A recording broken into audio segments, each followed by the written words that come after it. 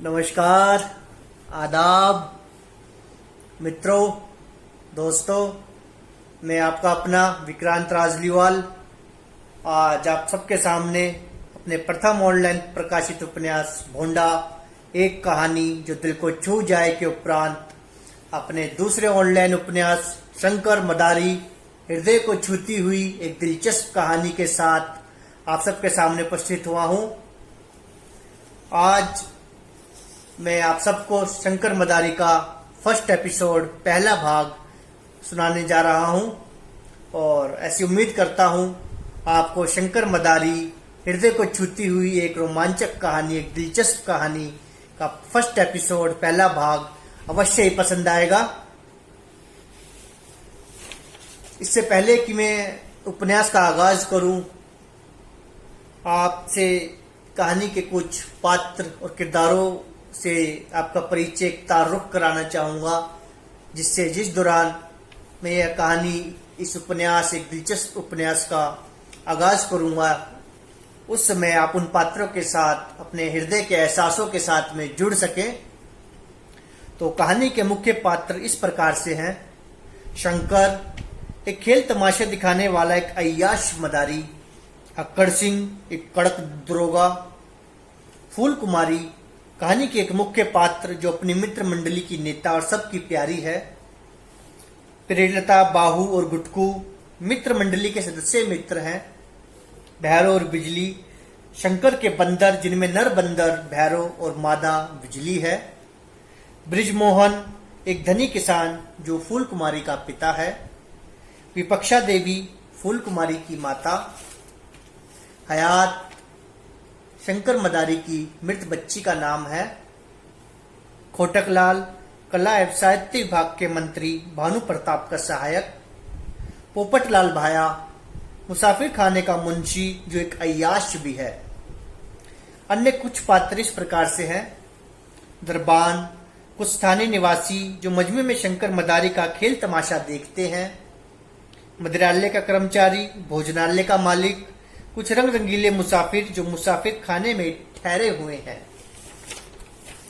तो यह थे आपके अपने शंकर मदारी उपन्यास के, जिसका आज मैं पहली बार फर्स्ट एपिसोड आप सबके सामने प्रस्तुत करने जा रहा हूं कि मुख्य किरदार। कहानी की शुरुआत एक गजल, कुछ काव्य पंक्तियों के साथ करना चाहूंगा, तो सुनिए और आनंद लीजिए शंकर मदारी का, आपके अपने विक्रांत राजलीवाल की आवाज के साथ। झिलमिलाती आंखों में है अक्ष यादों के दर्द कई, हर लम्हा तड़पती है जिंदगी, देख अक्स जिंदगी का खुद जिंदगी। एहसास टूट कर करते हैं दर्द एहसासों का बयान, आज भी मुस्कुरा कर मिलती है करीब से खुद जिंदगी से जब जिंदगी। वो एक आह साथ है आज भी हमारे, वो एक दर्द जो आह से है भरा। झिलमिल नगर अपने समय का एक भव्य नगर था। सुना है उस भव्य नगर झिलमिल में प्रत्येक व्यक्ति धनी एवं शाही सुख सुविधाओं से पूर्णतः संपन्न था।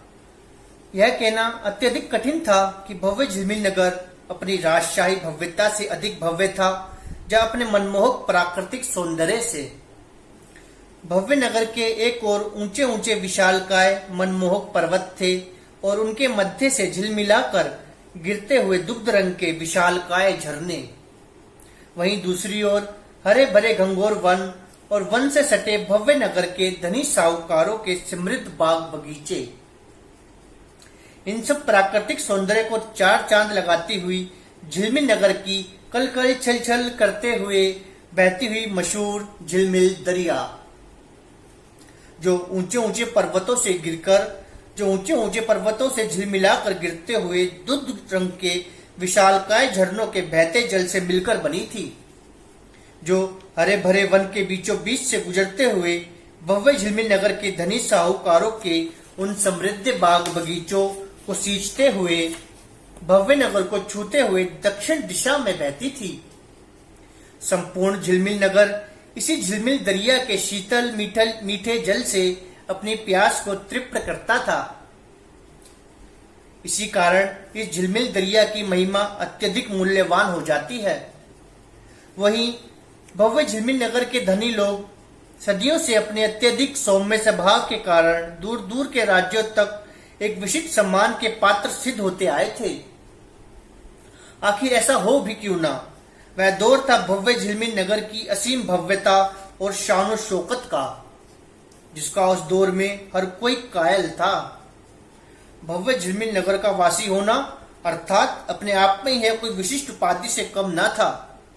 इतना सब कुछ होने के बावजूद भव्य झिलमिल नगर के निवासी अपने अत्यधिक सौम्य व्यवहार के लिए जग विख्यात थे। सुना है उस दौर में भव्य झिलमिल नगर में प्रत्येक स्थानीय निवासी किसी धन्ना सेठ से कम ना था। दूर दूर राज्यों से कई व्यवसायी, सौदागर, मजदूर और कलाकार भव्य झिलमिल नगर की भव्यता के किस्से सुनकर वहां अपने व्यापार और कला का प्रसार करने आते और इनाम में मुंह मांगा दाम और बहुमूल्य पारितोषिक पाते। ऐसा था भव्य झिलमिल नगर। एक और जहां भव्य झिलमिल नगर अपनी राजशाही भव्यता और धन संपदा के लिए जग विख्यात था, वहीं दूसरी ओर धन संपदा से पूर्णतः परिपूर्ण होने के बावजूद वहां के प्रत्येक निवासी अत्यधिक कठोर परिश्रम करते थे।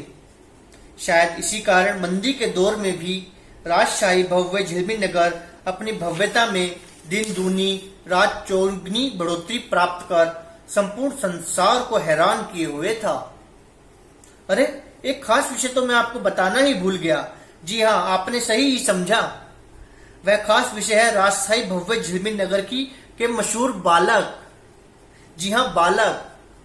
बालक चाहे राजशाही भव्य झिलमिल नगर के हो या किसी दरिद्र मलिन बस्ती के, बालक तो बालक ही होते हैं।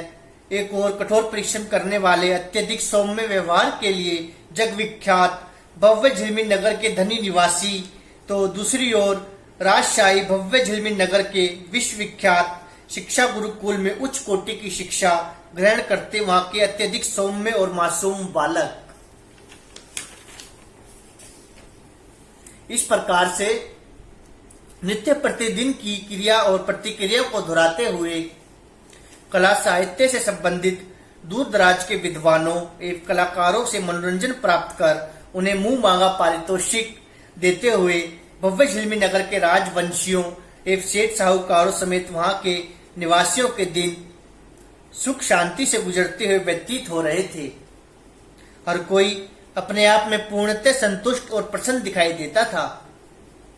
फिर एक रोज की बात है, समय यही कोई दोपहर और सांझ के मध्य का ही रहा होगा कि तभी संपूर्ण झिलमिल नगर डमरू की एक तीव्र ध्वनि से गूंज उठता है और चारों दिशा एक स्वर गूंज उठता है कि आ गया, देखो एक मदारी अपने 2 बंदरों के साथ आ गया।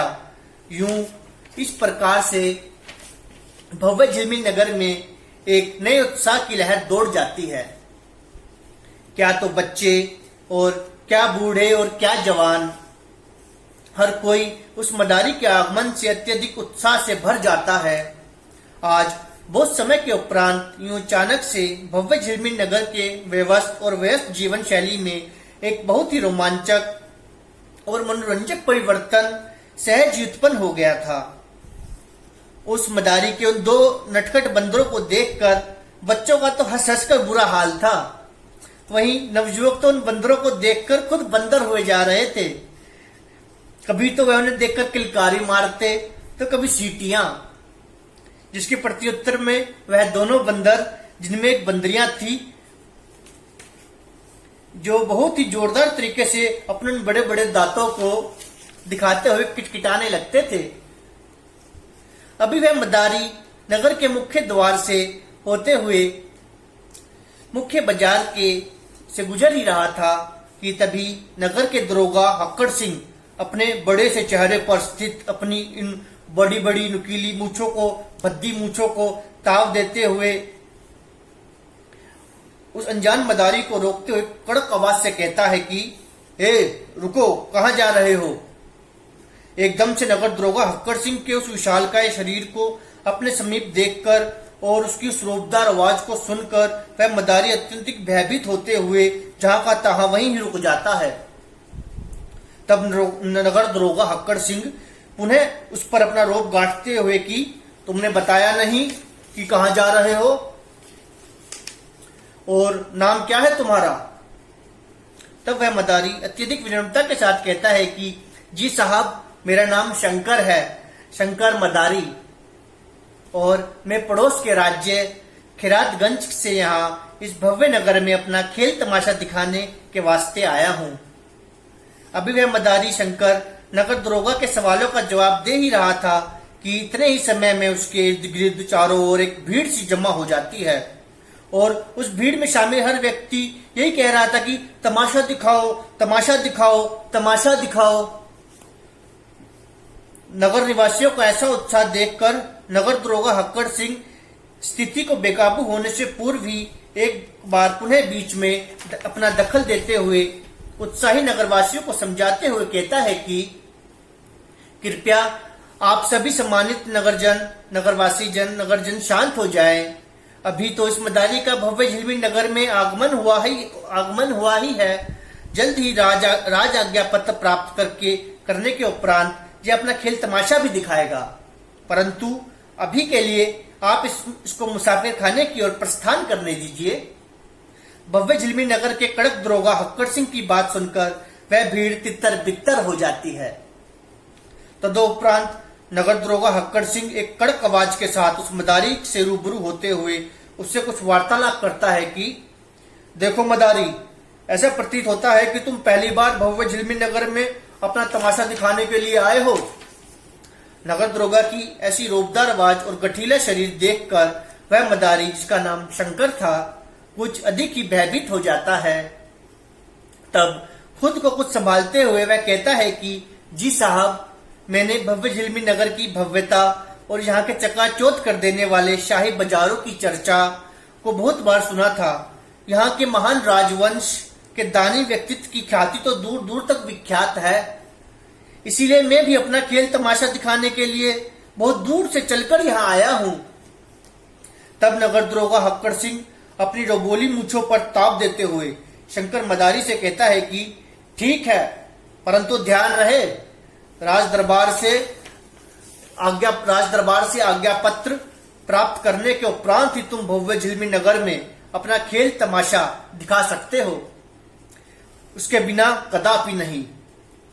इसके प्रत्युत्तर में शंकर मदारी बहुत ही सहज भाव के साथ कहता है कि जी हजूर, जैसी आपकी आज्ञा। शंकर मदारी के द्वारा यूं आदर पूर्वक हाथ जोड़कर ऐसे सम्मान पूर्वक वचनों को सुनकर नगर दरोगा हक्कड़ सिंह अत्यंत ही प्रसन्न हो जाता है और उसके उस विशालकाय भद्दे चेहरे पर एक मुस्कान की लहर चमकने लगती है। तब शंकर पुनः कुछ हिम्मत जुटाकर अत्यंत ही आदर के साथ कहता है कि महाराज, कृपया करके मुसाफिर खाने का मार्ग भी बता दीजिए। लगातार कई हफ्तों के इस थका देने वाले सफर के उपरांत अब मेरा रोम रोम सफर की थकान के दर्द से कर्रा रहा है। शंकर के इस प्रकार अत्यधिक आदर पूर्वक पूछने पर भव्य झिलमिल नगर का वह कड़क नगर दरोगा अत्यंत ही सहजता के साथ मुस्कुराते हुए शंकर मदारी से कहता है कि देखो मदारी, यहाँ से तुम सीधे हाथ को मुड़ जाना, तदोपरांत 2 चौराहों से गुजरते हुए तुम बाईं ओर को मुड़ जाना। तभी उसी मार्ग पर शहर की एकमात्र मदिरालय है। इतना कहकर नगर दरोगा चुप हो जाता है। तब शंकर मदारी कुछ हड़बड़ाहट पूर्वक कहता है कि परंतु दरोगा जी महाराज, मुझको तो मुसाफिर खाने में जाना है। तब नगर दरोगा हक्कड़ सिंह पुनः अपनी रोबोली मूंछों पर ताव देते हुए कहता है कि हाँ भाई, हाँ मालूम है, और मैंने तुम्हें मुसाफिर खाने का ही पता बताया है। तब शंकर मदारी अत्यंत ही विनम्रता पूर्वक कुछ डरते हुए कहता है कि परंतु महाराज, आपने तो मदिरालय का मार्ग बताया है। यह सुनते ही नगर दरोगा हक्कड़ सिंह जोर जोर से हंसने लगता है और उसी प्रकार से हंसते हुए कहता है कि भाई, उस रंगीन मदिरालय के ठीक सामने ही तुम्हारी मंजिल है, यानी कि मुसाफिर खाना। इतना कहकर वह नगर दरोगा उसी प्रकार जोर जोर से हंसते हुए शंकर मदारी को वहां मार्ग पर अकेला छोड़कर वहां से चला जाता है।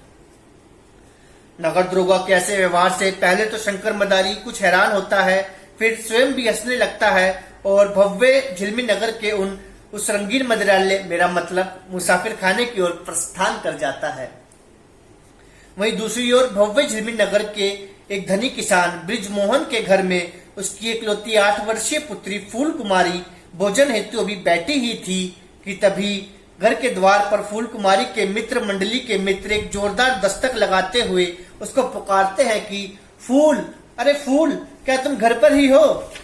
जिसके प्रत्युत्तर में फूल कुमारी भोजन से उठकर तुरंत ही घर के द्वार की ओर से दौड़ पड़ती है और उसकी माता विपाक्षा देवी उसको आवाज लगाकर रोकने का प्रयत्न करते हुए कि फूल बेटी, रुक जाओ, पहले भोजन तो कर लो। यह लड़की भी ना कभी किसी की कोई बात नहीं सुनती। उधर घर के द्वार पर फूल कुमारी के मित्र मंडली के मित्र अत्यंत उत्साहित दिख रहे हैं। उनको यूं इस प्रकार से उत्साह में देखकर फूल कुमारी भी कुछ उत्साहित होते हुए उनसे कहती है कि आज तो तुम सब के सब अत्यंत ही उत्साह में नजर आ रहे हो। क्या कोई भूत देख लिया तुमने? इतना कहते हुए फूल कुमारी खिलखिलाकर हंसने लगती है। तभी उसकी मित्र मंडली में से एक मित्र बाहु प्रताप उसी प्रकार से उत्साहित होते हुए कहता है कि नहीं फूल, भूत नहीं बल्कि भूत से ही बढ़कर कुछ देख लिया है आज हम सब ने। कहो तो तुमको भी दिखा दे। इतना कहकर पुनः सब मित्र एक साथ खिलखिलाकर हंसने मुस्कुराने लगते हैं। तब फूल कुमारी उनसे उनके इस प्रकार से उत्साहित होने का कारण पूछती है कि अच्छा बाबा, अब बता भी दो ना कि ऐसा तुमने क्या देख लिया है जो तुम सबके सब इस प्रकार से हवा में उड़ रहे हो। तब फूल कुमारी की एक सर्वाधिक घनिष्ठ मित्र प्रियलता अत्यधिक उत्साह के साथ कुछ कहते हुए कि फूल, आज हमने वहां बड़े बाजार में एक मदारी को देखा और उसके साथ 2 विशालकाय वानर भी थे। हम तो उन्हें देखकर अत्यंत ही भयभीत हो गए थे। यदि तुम वहां होती ना तो देखती, वह वानर आदमियों जितने बड़े दिखाई देते थे। प्रियलता के इतना कहते ही सभी मित्र मंडली उसकी सहमति में हामी भरते हुए अपना सिर हिला देते हैं। अपनी मित्र मंडली अपने मित्रों के मुंह से यह सुनते ही फूल कुमारी अत्यधिक आश्चर्यचकित होते हुए अत्यंत उत्साहित हो जाती है और वह उसी प्रकार से आश्चर्यचकित और उत्साह होते हुए कहती है कि अच्छा, तो उस मदारी के वानर इतने विशालकाय हैं, चलो मैं भी देखती हूँ, कहीं तुम मुझे मूर्ख तो नहीं बना रहे हो। तभी गुटकू अत्यंत ही मासूमियत के साथ कहता है कि नहीं फूल, भला हम तुमसे असत्य क्यों कहने लगे? हम सत्य ही कह रहे हैं कि वह वानर अत्यंत ही भयानक दिखाई देते थे, परंतु तुम अभी उन्हें नहीं देख सकती क्योंकि उनको नगर दरोगा ने पकड़ लिया था और राजशाही से आज्ञा पत्र प्राप्त करने के लिए कहा गया है। उसके उपरांत वे बाजार में अपना खेल तमाशा दिखा सकते हैं। अभी फूल कुमारी अपनी मित्र मंडली से उस अनजाने मदारी और उसके उन भयानक विशालकाय वानरों के विषय में वार्ता कर ही रही थी कि तभी उसकी माता विपक्षा देवी उसके समीप पहुंचकर फूल कुमारी से कुछ कहती है कि बेटी फूल, वहां भोजन की थाली ठंडी होने को है, तुम अपने मित्रों के साथ फिर कभी वार्तालाप कर लेना, परंतु अभी सर्वप्रथम भोजन ग्रहण कर लो। भोजन से यूं इस प्रकार से बीच में नहीं उठते, इसे अन्न देवता का अपमान समझा जाता है। तब फूल कुमारी अपने मित्रों से कल विद्यालय में संपूर्ण किस्सा विस्तार से बताने के लिए कहते हुए उन्हें विदा दे देती है और अपनी माता विपाक्षा देवी के साथ भोजन ग्रहण करने हेतु घर के भीतर प्रवेश कर जाती है। उधर शंकर मदारी नगर दरोगा हक्कड़ सिंह के जाते ही अपने हाथ ठेले पर अपने खेल तमाशे का सामान लादे और उन पर सवार अपने उन 2 हष्ट पुष्ट वानरों को खींचते हुए भव्य झिलमिल नगर के मुसाफिर खाने की ओर चल देता है। हर बढ़ते कदम से भव्य झिलमिल नगर की उस शाही भव्यता को देखकर शंकर की आंखें चौंधिया रही थी और वह अनुमान लगाने लगा कि यहाँ यानी भव्य झिलमिल नगर में तो भिखारी भी स्वर्ण पात्र में भिक्षा लेते हैं। स्वर्ण पात्र मतलब मीन्स सोने का जो कटोरा होता है, भिक्षा पात्र, कि यहाँ तो भिखारी भी स्वर्ण पात्र में भिक्षा लेते हैं। यदि मुझे राजशाही की ओर से तमाशा दिखाने की अनुमति प्राप्त हो जाती है तो मेरी चारों उंगलियां चाशनी में और सर कढ़ाई सर देसी घी से सरोभार हो जाएगा। अर्थात खेल तमाशा दिखाकर वह बहुत सा धन एकत्रित कर सकता है, और ऐसा भी हो जाए तो कोई हैरत न होगी कि कोई नगर सेठ या धनी साहूकार उसको से खेल तमाशे से प्रसन्न होकर बहुमूल्य स्वर्ण मुद्रिका ही भेंट दे दे। इस प्रकार से शंकर अपने स्वप्न लोक में डुबकी लगाते हुए चले जा रहा था, और इसी प्रकार से वह भव्य झिलमिल नगर की चकाचौंध कर देने वाली शाही भव्यता को निहारते हुए कुछ ही समय के उपरांत वह नगर के मुसाफिर खाने के ठीक सामने पहुंच जाता है, जहां चारों नगर की एकलौती मदिरालय की उस मदहोश कर देने वाली रंगीन मदिरा की मदमस्त महक बिखरी हुई थी, जिसकी सुगंध से शंकर सहज ही वहां पहुंचकर ठहर गया था और अपने स्वप्न लोक से निकलकर वह वास्तविक संसार में आ गया था। अब शंकर का ध्यान मुसाफिर खाने की ओर जाता है, यानी अब शंकर मुसाफिर खाने तक पहुंच गया है, भव्य झिलमिल नगर में आगमन हो गया है, नगर दरोगा से वार्ता भी हो गई है, और मदिरालय के मेरा मतलब है मुसाफिर खाने के सामने वह पहुंच गया है। वह एक अत्यंत ही विशालकाय इमारत थी, जिसके प्रवेश द्वार पर एक ढाबे के समान ही भोजन करने हेतु एक भोजनालय भी खुला हुआ था। ढाबे से आती हुई स्वादिष्ट मसालेदार भोजन की सुगंध को सूंघकर शंकर को अत्यंत ही तीव्र भूख लगाई थी। तब शंकर आसमान की ओर निहारते हुए स्वयं से ही बड़बड़ाते हुए कहता है कि वाह मेरे मालिक, क्या सुयोजित व्यवस्था है। विश्राम करने हेतु विशालकाय मुसाफिर खाने से सटा स्वादिष्ट मसालेदार भोजन से पूर्ण भोजनालय, और भोजनालय के ठीक सामने रंगीन मदिरा का राजशाही मदिरालय। वाह, मजा आ गया। अब सर्वप्रथम तो मैं इस विशालकाय मुसाफिर खाने में अपने ठहरने और विश्राम करने हेतु एक कक्ष भाड़े पर ले लूं। तदुपरांत इस भोजनालय के स्वादिष्ट भोजन और इस भव्य झिलमिल नगर की इस मदिरालय की मदहोश कर देने वाली रंगीन मदिरा का आनंद लिया जाएगा। इतना विचार करते ही शंकर अपने हाथ ठेले को मुसाफिर खाने के बाड़े में, जहां मुसाफिर खाने के मुसाफिरों के अश्वादी को बांधने की व्यवस्था थी, वहां पर खड़ा करके मुसाफिर खाने के भीतर प्रवेश कर जाता है। मुसाफिर खाने के भीतर का दृश्य देखकर शंकर के होश उड़ जाते हैं। अंदर चारों और दूर दराज के मुसाफिर अपनी अपनी रंग रंगीली वेशभूषा में चहलकदमी कर रहे थे। उन्हें देखकर सहज ही यह अनुमान होता था कि यह वाला मुसाफिर व्यापारी होगा और यह वाला कोई योद्धा, हाँ यह तो कोई रंगमंच का कलाकार ही हो सकता है, और यह जो बाजू से होकर अभी गुजरा है ना, यह अवश्य किसी सेठ का नौकर ही लगता है। यानी शंकर मुसाफिर खाने में प्रवेश कर गया है और वहां रंग रंगीले मुसाफिरों को वह देखकर हैरान हो रहा है और अनुमान लगा रहा है कि यह मुसाफिर कौन हो सकता है उनकी वेशभूषाओं को देखकर। इस प्रकार से शंकर एक दृष्टि से उन मुसाफिर खाने के मुसाफिरों की वेशभूषा और हाव भाव से उनके व्यवसाय का अनुमान लगाते हुए मुसाफिर खाने के मुंशी कार्यालय के भीतर प्रवेश कर जाता है, जहां एक दुबला पतला सा व्यक्ति अपनी मोटी मोटी आंखों पर एक दुबला सा ऐनक लगाए बैठा था। उसको देखकर ऐसा प्रतीत होता था कि अवश्य यह कोई कुटिल स्वभाव, यानी कि एक धूर्त प्रकार का, अपने आप में चालाक कह सकते हैं आप, यह कोई कुटिल स्वभाव का एक धूर्त व्यक्ति है। उसको देखते ही शंकर मदारी अपने दोनों हाथों को जोड़कर नमस्कार करता है। नमस्कार महोदय, नमस्कार महोदय। शंकर की आवाज सुनते ही मुंशी, जो भी कुछ समय पूर्व तक मुसाफिर खाने के हिसाब किताब की जांच पड़ताल कर रहा था, अकस्मात ही चौंक जाता है। परंतु यह अनुमान लगाना अत्यधिक दुर्लभ था कि वह शंकर की आवाज से अत्यधिक चौंक गया था जब उसके कांधों पर बैठे हुए उसके उन दो वानरों को देखकर। एक क्षण रुककर स्वयं को संभालने के उपरांत मुंशी कुछ चौंकते हुए कहता है कि अरे अरे, यहाँ कहाँ घुसे जा रहे हो, यहाँ कहाँ घुसे जा रहे हो भाई, यह कोई खेल तमाशा दिखाने का कोई स्थान को नहीं है। चलो कट्ठे और कहीं जाकर अपना तमाशा दिखाओ, ये वानरों को दूर रखो मुझसे। तब शंकर अत्यधिक नम्रता पूर्वक कहता है कि महाराज, मैं शंकर हूं, एक मदारी। यह सुनते ही मुंशी उसको अपने उस मोटे से चश्मे में से ऊपर से नीचे तक घूर घूर कर देखते हुए कहता है कि कौन शंकर भाया, मैं तो ना जानू किसी शंकर ने मदारी ने, कौन देश से आया है तू।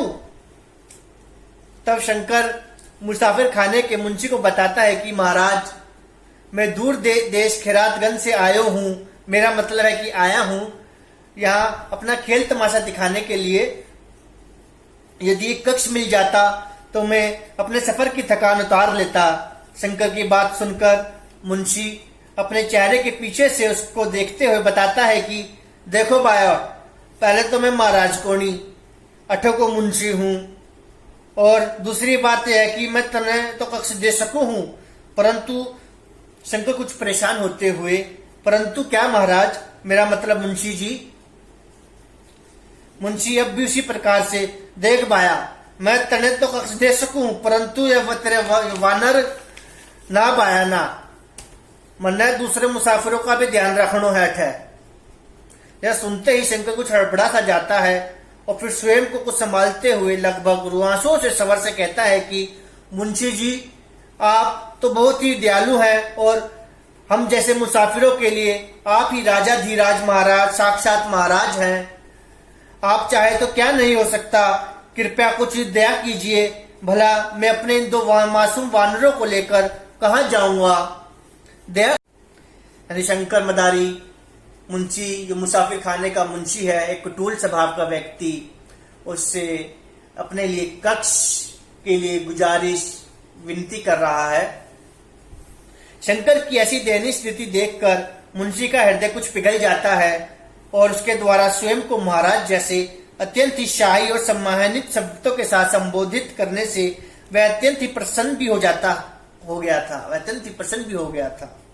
तब वह शंकर से कहता है कि तुम यहाँ तो कोनी रुक सको भाया, परंतु मन्ने के तू कोई भला मानुस दिखे, इसीलिए मैं तन्ने को मुसाफिर खाने के पिछवाड़े वाले राजशाही बाग के भीतर बने एक झोपड़े में ठहरा सकूं हूं। हाँ, उठे तन्ने कोई भाड़ो भी ना लागे, अठे तो भाड़ो भाया मैं तन्ने इन वानरों के साथ कोनी ठहरन दू। यह सुनते ही शंकर मदारी अत्यंत ही प्रसन्न हो जाता है और अपने दोनों वानरों को